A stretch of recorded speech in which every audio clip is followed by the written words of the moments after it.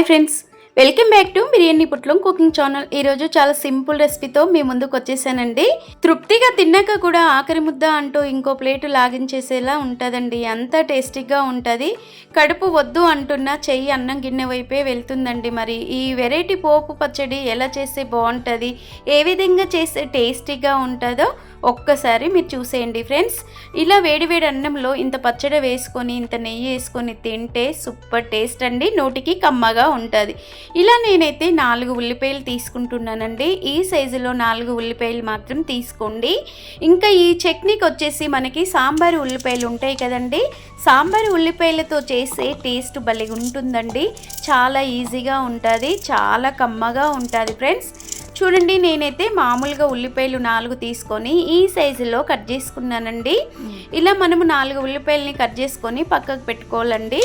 నేనైతే ఒక 20 నుండి 40 వరకు ఎండుమిర్చి తీసుకున్నానండి. ఈ విధంగా ఎండుమిర్చిని నీట్గా కడిగిన తర్వాత ఇలా పొట్టు తీసి పెట్టుకోవాలండి. ఇలా చూడండి, తొడుమలు తీసుకోవాలి. ఈ విధంగా మనము ఇలా తీసుకున్న తర్వాత తొడుమలు అనేది చక్కగా ఒలిసిన తర్వాత కూడా మరో ప్లేట్లో పక్కకు తీసుకొని పెట్టుకోవాలండి. చూడండి, ఇలా తొడుమలు తీసుకున్న తర్వాత మనము ఇవి కాస్త పక్కకు పెట్టుకోవాలండి. స్టవ్ వెలిగించుకుని ఒక కడాయి పెట్టి దాంట్లో ఒక స్మాల్ స్పూన్ ఆయిల్ వేసుకోవాలండి. ఉండి లేనట్టు ఒక 4 చుక్కలు ఆయిల్ వేసుకుంటే సరిపోతుంది. కాస్త వేడైన తర్వాత మనము చూడండి, నేనైతే ఈ స్పూన్తో 1 స్పూను మినపప్పు వేసుకున్నానండి. మీరు కూడా మినపగుళ్ళు వేసుకోండి, టేస్ట్ భలే ఉంటుంది, చాలా చాలా టేస్ట్ ఉంటుందండి. ఇలా చూడండి, 1 స్పూను మినపప్పు, అదే 1 స్పూన్తో మనము శనగపప్పు కూడా వేసుకోవాలండి. ఇలా మినపప్పు శనగపప్పు వేయడం మూలంగా చాలా చాలా టేస్టీగా నోటికి రుచిగా ఉంటుంది. కడుపు నిండుగా తినేయొచ్చండి. చూడండి, మనకి ఎలాంటి టెన్షన్ లేకుండా తక్కువ టైంలో ఎక్కువ రుచి వచ్చేలా, ఎక్కువ ఖర్చు లేకుండా చక్కగా ఈ విధంగా చేసుకోండి. చాలా చాలా బాగుంటుందండి. కడుపు నిండినా సరే నాలుక ఇంకో ముద్ద తినాలి అని అడుగుతూనే ఉండే అంత బాగుంటుంది. ఇలా మనకి మంచిగా చక్కగా గోల్డెన్ కలర్ వచ్చే వరకు వేపేసుకోవాలండి. ఇలా చూడండి, మినపప్పు శనగపప్పు చక్కగా ఈ విధంగా వేపుకొని ఒక ఖాళీ ప్లేట్లో తీసుకొని చల్లారి పెట్టేసుకోవాలండి. అదే మనము ఆయిల్ చుక్క వేయకుండా అదే కడాయిలో వేడైన దాంట్లో మనము తొడుమలు తీసి పెట్టిన రెడ్ చిల్లీని వేసుకొని ఈ విధంగా వేపేసుకోవాలి. ఎండు మిరపకాయలు వేపేటప్పుడైనా మనము పప్పు ముందు వేపుకునేటప్పుడైనా మంట అనేది చాలా చిన్నగా పెట్టాలండి. ఇలా చూడండి, చిన్న మంట పైన చక్కగా వేపేసుకొని అదే ప్లేట్లకు ఒక సైడు పెట్టేసుకోవాలండి.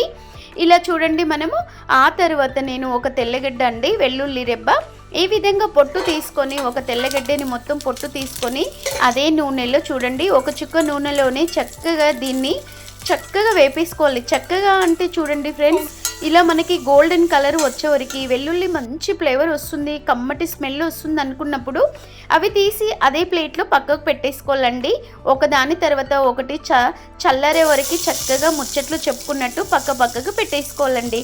అదే కడాయిలో మనము కట్ చేసి పెట్టిన ఉల్లిపాయ ముక్కలు ఉన్నాయి కదండి, ఈ విధంగా వేసేసుకోవాలి. తక్కువ ఆయిలే యూజ్ చేయాలండి, ఆయిల్ మాత్రం అస్సలు యూజ్ చేసుకోకూడదు. ఈ పచ్చడి భలే రుచిగా ఉంటుంది. అన్నంలో అయినా, రోటీలో అయినా, లేదంటే పెరుగన్నంలోకైనా సూపర్ టేస్ట్ అండి. బ్రేక్ఫాస్ట్లోకి ఇడ్లీ, దోశ, పెసరట్టు అలాంటి దాంట్లోకైనా సూపర్ రెసిపీ అండి. ఇలా వెరైటీగా మనకి ఇంట్లో ఉన్న వాటితో ఇలా ఒకసారి చేసుకోండి, మళ్ళీ మళ్ళీ అడిగి తింటారు అమ్మని, అంత బాగుంటుందండి. ఇలా నేను చూడండి, ఒక 10 రూపీస్ కరివేపాకు తీసుకొని నీట్గా కడిగి పెట్టి ఆరపెట్టిన తర్వాత ఉల్లిపాయలు కాస్త ఫ్రై అయిపోయిన తర్వాత ఇదే కరివేపాకు రిబ్బల్ని నీట్గా ఈ విధంగా వేసుకొని చక్కగా డ్రై అయ్యేలా వేపేసుకోవాలండి. ఇలా చూడండి, ఈ విధంగా వేపుకుంటే సరిపోతుందండి. ఆయిల్ మాత్రం ఎక్కువ వేసుకోవద్దు ఫ్రెండ్స్. ఈ రెసిపీకి ఆయిల్ వేయకపోవడమే చాలా టేస్టీగా ఉంటుంది. చూడండి, ఇలా కరివేపాకు మనకి ఉల్లిపాయలు అనేది చక్కగా ఫ్రై అయిపోయేది కదా, ఈ విధంగా వేపేసుకుంటే సరిపోతుంది. చూడండి, ఈ విధంగా డ్రై అవ్వాలండి కరివేపాకు అనేది. చక్కగా ఇది వేపేసుకున్న తర్వాత చూడండి, ఈ విధంగా వేపేసుకున్న తర్వాత మనం దీంట్లోనే కొంచెం సేపు స్టవ్ కట్టేసుకొని పక్కకు పెట్టేసుకోవాలండి. కాస్త చింతపండు రెక్కలు కూడా వేసుకోండి, టేస్ట్ భలే ఉంటుంది. నేను వేసింది అప్పుడే పవర్ పోయింది, వీడియోలో కనిపించలేదు ఫ్రెండ్స్. చూడండి మనకి పప్పు చల్లారిన తర్వాత, ఎండుమిర్చి చల్లారిన తర్వాత, వెల్లుల్లి రిబ్బలు చల్లారిన తర్వాత మిక్సీ జార్లో వేసేసుకొని చక్కగా గ్రైండర్ చేసేసుకోవాలి. ఇలా చక్కగా పొడి అయినప్పుడు చూడండి ఈ విధంగా 2 తిప్పులు తిప్పితే గిరాగిరా ఇలా చిన్న పొడి అయిపోతుందండి. ఇది చూడండి జస్ట్ ఇది ఏపినప్పుడే స్మెల్ అనేది ఇల్లు మొత్తం కుమ్మేస్తుందండి. కుమ్మేయడానికి రెడీగా ఉంటారండి, అంత టేస్టీగా ఉంటుంది. చూడండి ఈ పొడి చక్కగా చేసుకున్న తర్వాత మనకి ఉల్లిపాయ, కరివేపాకు, చింతపండు రెక్కలు మనం ఈ విధంగా వేసేసుకోవాలి ఫ్రెండ్స్. ఇలా వేసేసుకున్న తర్వాత మనము చూడండి రుచికి సరిపడే సాల్ట్ వేసేసుకోవాలి. ఇందులోనే మనకి రుచికి సరిపడే సాల్ట్ వేసుకొని చక్కగా వాటర్ వేయకుండా రుబ్బుకోవాలండి. ఇలా మనము వాటర్ వేయకుండా రుబ్బితే ఉల్లిపాయలో కూడా కొంచెము లిక్విడ్గా వచ్చేస్తుంది, ఉల్లిపాయలో నీరు అనేది ఇందులోకి దిగుతుందండి. ఇలా చూడండి మెత్తగా ఈ సైజులో ఈ విధంగా రుబ్బేసుకుంటే సరిపోతుంది ఫ్రెండ్స్. ఇలా చక్కగా ఇలా ఫ్రై అయిపోయినది రుబ్బుకుంటే చాలా చాలా నోటికి రుచిగా ఉంటుంది. అదే కడాయిలో మనము కడాయి పెట్టేసుకొని 1/2 స్పూన్ ఆయిల్ వేసుకోవాలండి. దీంట్లో ఈ పోపు చాలా ఇంపార్టెంట్.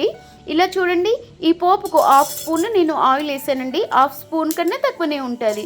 నల్ల ఆవాలు వేసేసుకున్న తర్వాత కొంచెం జీలకర్ర ఉండి లేనట్టు వేసుకోండి. ఆవాలు జీలకర్ర కొంచెం చిటపటలు ఆడుతుంది అనుకున్నప్పుడు మనం స్టవ్ కట్టేసుకోవాలి. ఇలా చేసేసుకున్న తర్వాత మనము కరివేపాకు కానీ వెల్లుల్లి కానీ ఎలాంటివి వేయొద్దండి. ఓన్లీ జీలకర్ర ఆవాలు పోపులో కాస్త వేగిన తర్వాత చేసి పెట్టిన మనకి ఈ మిశ్రయంలో వేసేసుకోవాలి. చక్కగా ఇదే మిక్సీ జార్లో ఈ మిశ్రయానికి కలిసేలా చక్కగా కలిపేసుకోవాలండి. ఈ విధంగా కలిపేసుకుంటే చూడండి చేయితో ఒక తిప్పుడు తిప్పి ఒక గిన్నెలో పెట్టేసుకొని వేడివేడి అన్నంలో